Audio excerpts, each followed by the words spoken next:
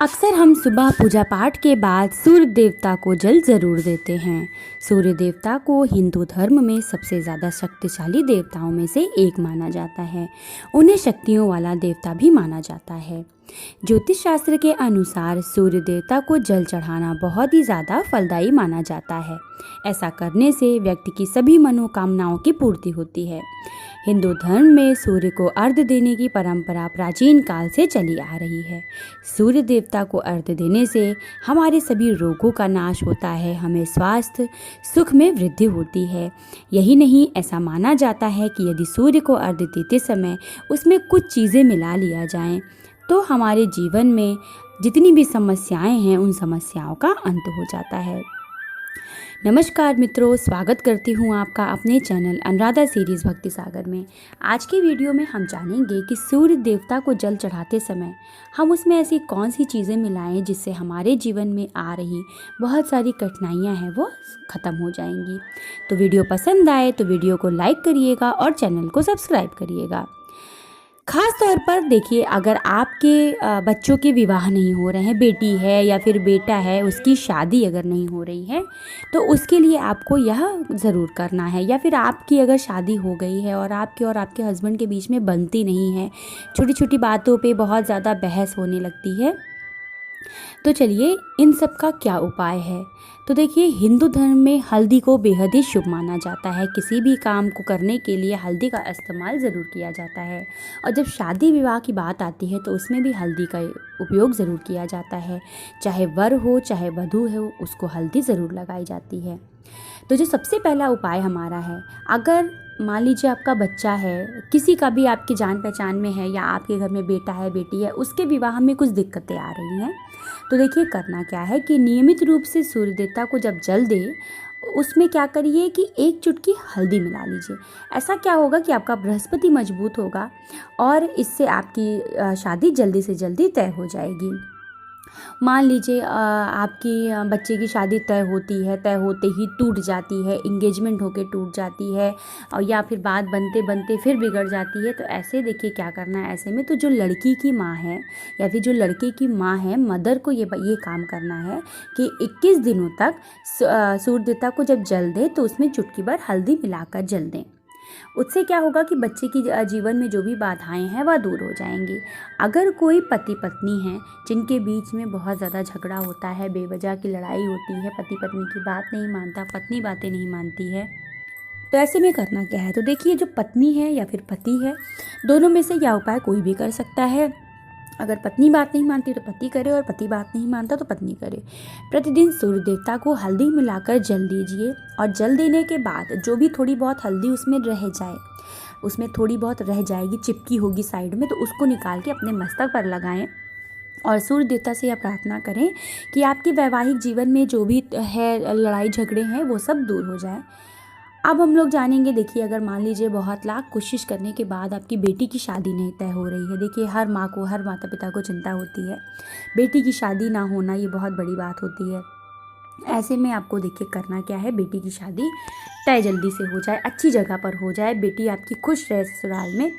ऐसे में क्या करना है कि आप सूर्य देवता को, बेटी से कहिए कि सूर्य देवता को जल दे हल्दी मिलाकर, और उसमें जो जो टीका रह जाता है उसको माँ अपने हाथों से बेटी के माथे पर लगाए, और माथे पर लगाते हुए सूर्य देवता से प्रार्थना करे कि हे सूर्य देवता, हमारी बेटी की शादी जल्दी से जल्दी तय हो जाए। और आप देखिएगा, आप 21 दिन ये काम करेंगे और बिल्कुल आपकी बेटी की शादी ज़रूर से ज़रूर तय हो जाएगी।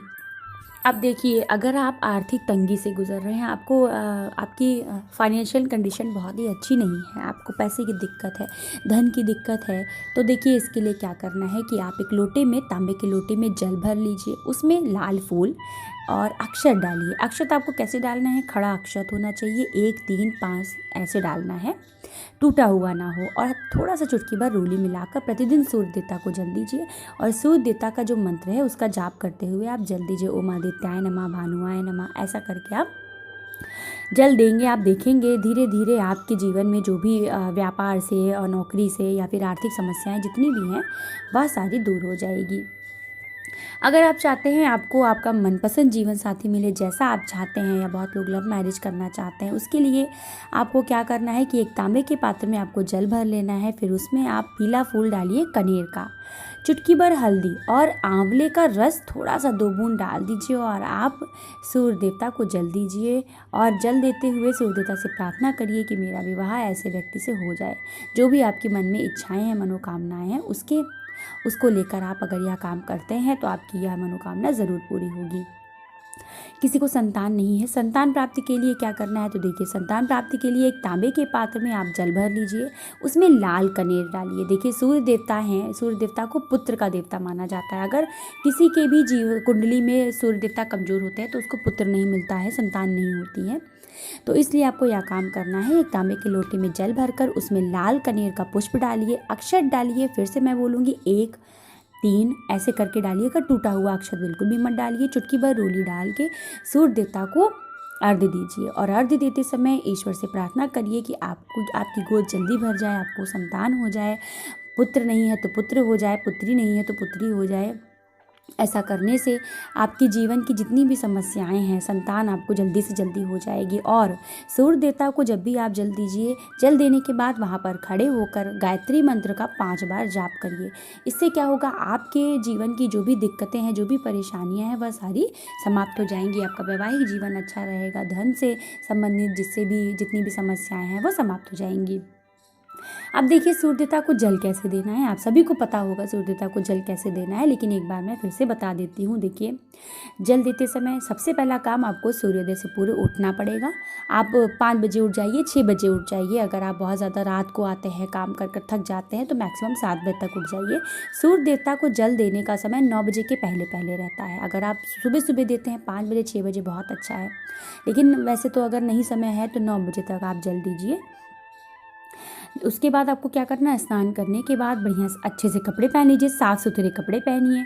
उसके बाद अपने घर की छत पर या फिर बालकनी से जब सूर्य देवता हमें दिख रहे हों तभी हमको जल देना है। देखिए सूर्य देवता नहीं दिखते हैं तो उनको जल देने का कोई मतलब नहीं होता है, इसलिए जब सूर्य देवता दिख रहे हों तब आपको जल देना है। जल हमेशा तांबे के लोटे में ही देना है और दोनों हाथों से आप लोटे को पकड़ के दीजिए, पर इस बात का ध्यान रखिए कि अंगूठा आपका लोटे में छुआ ना हो। ऐसा इस तरह से अगर आप जल देते हैं तो आपके जीवन की जितनी भी समस्याएं हैं वह सारी दूर हो जाएंगी। इन बातों का ध्यान रखते हुए अगर आप सूर्य देवता को जल देते हैं तो आपके जीवन में आपकी संतान से लेकर समस्याएं हैं, वैवाहिक जीवन से समस्याएं हैं, यह सारी समस्याएं आपकी दूर हो जाएंगी। आशा करती हूँ जानकारी अच्छी लगी होगी। जानकारी अच्छी लगी हो, वीडियो पसंद आया हो तो वीडियो को लाइक करिएगा और चैनल को सब्सक्राइब करिएगा। अगर आप मेरा ये वीडियो किसी के साथ शेयर करना चाहते हैं तो ज़रूर शेयर करिएगा। इसी के साथ मिलते हैं मेरे अगले वीडियो में, तब तक के लिए जय भोलेनाथ।